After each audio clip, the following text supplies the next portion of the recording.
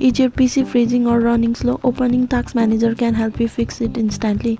In this video, I will show you 6 easy ways to open Task Manager in Windows 11. And if you're new here, hit subscribe for more quick and helpful tech tips. The fastest way is using a keyboard shortcut. Just press Ctrl plus Shift plus Escape together. This opens Task Manager instantly, no clicks needed.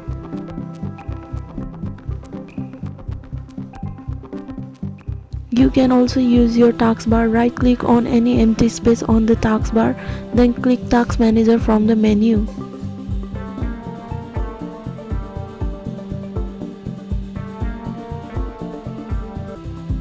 Another quick way is using the Start menu. Right click the Start button or press Windows plus X. Now select Task Manager.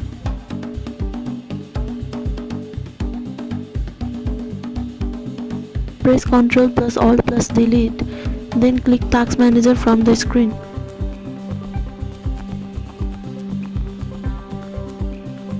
Press Windows plus R, type taskmgr and hit Enter.